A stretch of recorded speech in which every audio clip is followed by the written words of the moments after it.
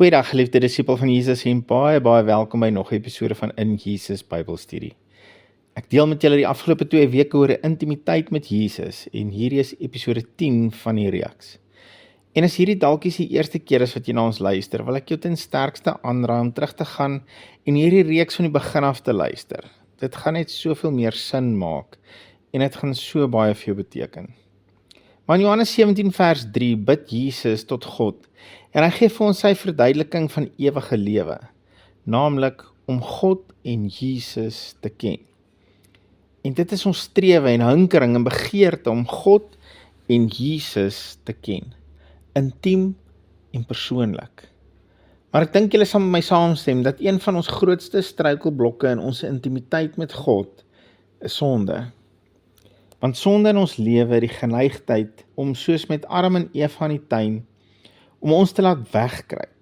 En in steede daarvan dat ons na sy teenwoordigheid hardloop en sê, ai papa, ek is so jammer, ek het geval, help my asseblief.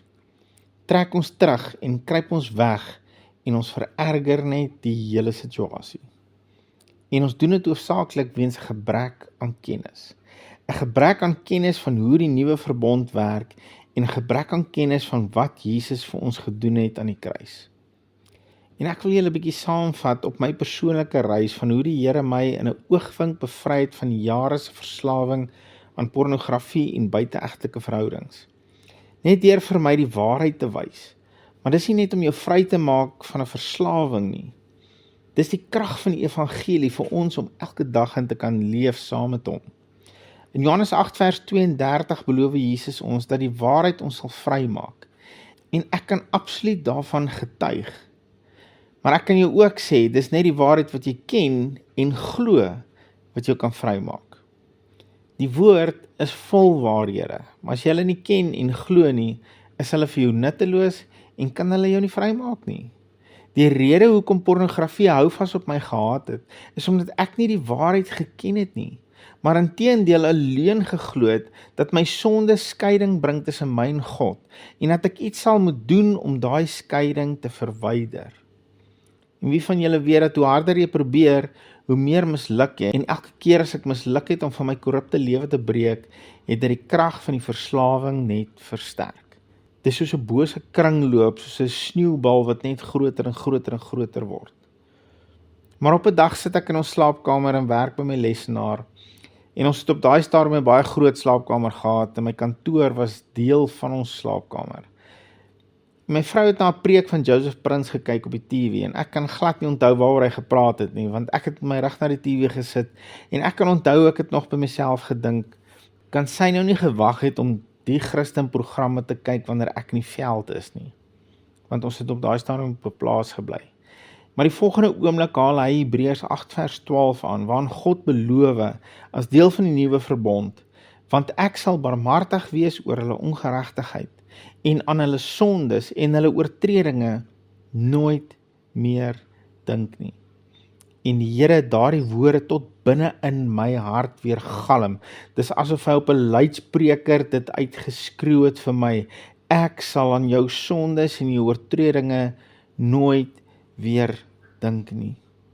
En ek kan onthou, ek het daar opgespring en gesoek na 'n Bybel, want ek wou aan my vrou bewys dat die ou het nie 'n klou waarvan hy praat nie. En ek kry 'n Bybel en maak hom by Hebreërs 8 oop en daar staan dit, swart op wit. En ek glo glad nie, dit was 'n toeval nie, maar dit was toe nou ook 'n kruisverwysing Bybel. En net staan daardie woorde in Hebreërs 8 vers 12 nie, maar is 'n profesie uit Jeremia 31 vers 34. En dit word herhaal in Hebreërs 10 vers 17. Nie net een keer nie, maar 3 keer verbind God hom deur hierdie verbond om aan my sondes nooit weer te dink nie. En al wat ek moet doen om hierdie onbeskryflike vergifnis te ontvang, is om dit net te glo. En ek breek daar in stukke dat hy vir my so goed wil wees. En daardie dag, deur een enkele vers, een belofte, maak God my vry, deurdat hy my beloof, hy sal nooit weer dink aan al die gemors wat ek aangevang het nie. Nooit weer nie. My blad is skoon voor hom. Hy gaan dit nooit ooit weer ophaal nie. Hy gaan dit nooit ooit weer teen my gebruik nie. Dis verby, dis weg, asof dit nooit gebeur het nie. En asof dit nie genoeg was nie, doen die Here 'n wonderwerk in my amazing vrou se hart. En sy kry dit reg om my net daar op die plek ook te vergewe, sonder om dit ooit weer op te haal en as ammunisie teen my te gebruik. Nooit weer nie. Nie sy nie en ook nie God nie. En daardie dag ervaar ek die bonatuurlike krag van totale vryspraak. In 'n oogwink maak God my vry van 'n geestelike en emosionele binding wat ek al baie kere van self probeer breek het, sonder enige sukses. Maar deur sy totale vryspraak kom maak hy my vry en ek is steeds vry tot vandag toe. Hoekom vertel ek jou al hierdie dinge? Ek wil vandag vir jou sê, daar's vir jou ook vryspraak. 100% totale vryspraak. God sê dat as jy jou geloof en vertroue in die voltooide werk van Jesus plaas, dan dink hy nooit, ooit weer aan jou sondes nie. En ons gaan môre en so kyk na hoe dit moontlik is vir hom om regverdig te bly en my nie te straf vir my sondes nie. En nie net word ek nie gestraf nie, maar hy dink ook nooit ooit weer aan wat ek verkeerd gedoen het nie. Nooit weer nie. Dis 'n belofte van hom af. Jy kan dit maar glo. Ek wil vandag vir jou sê, jy kan met vrymoedigheid en boldness, sê die Engelse vertaling, na die troon van genade gaan in Hebreërs 4 vers 16, want jy is skoon gewas. Die prys is betaal, nie deur jou nie, want jy kon dit nie betaal nie, maar deur die vleklose lam Jesus. Hy sit daar met ontvanklike arms en wag vir jou. Jy kan met boldness na hom toe hardloop en op sy skoot gaan sit en hom omhels en toelaat dat hy jou omhels en jou sonde gaan nie eens in die gesprek opkom nie, want hy dink nooit weer daaraan nie. En as jy dalk dink ek gee mense lisensie om te sondig, wil ek net dit sê. Ek het nie die evangelie in die nuwe verbond uitgedink nie. Dit was nie my plan nie. Dis God se plan gewees. Hy het my net gevra om dit te verkondig sonder om dit te verander. En dis wat ek doen so goed as wat ek verstaan hoe. Wat ek wel weet is dit. Die krag wat daar is in totale vryspraak is groter as wat ek en jy met ons peanut grootte brein kan uitredeneer. Die boodskap van totale vryspraak het in 'n oogwink my vrygemaak van jare se verslawing en in 'n oogwink my lewe en my huwelik en my gesin gered. En dit kan vandag dieselfde doen vir jou. Jesus het al jou sondes op hom geneem en die totale prys betaal. Dis betaal, dis afgehandel, it's done. En omdat die prys betaal is, sê God vandag vir jou, ek gaan nooit weer daaraan dink nie, want die prys wat betaal is genoeg gewees. Kom sit hier by my, sodat ons kan gesels. Kom lê op my skoot, sodat ek jou kan koester. Kom en leer my ken, want daar's geen skeiding tussen ons nie.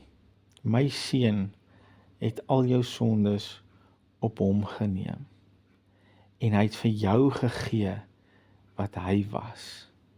So dat, baie dankie vir u totale vryspraak. Dankie Here, dat as ons geloof in hierdie vers sit, as ons geloof in die nuwe verbond sit, as ons geloof in Jesus Christus plaas, in sy voltooide werk aan die kruis, dan beloof u, ek sal in jou sondes, in jou oortredinge, nooit weer dink nie.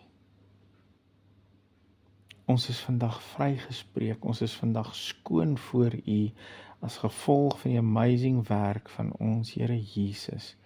Ons kan met boldness na u toe kom en sê, hier is ek Here.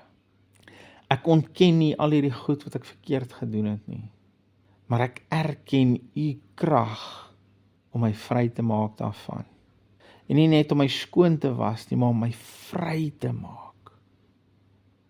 En dat ek vry kan leef binne in my verhouding met u.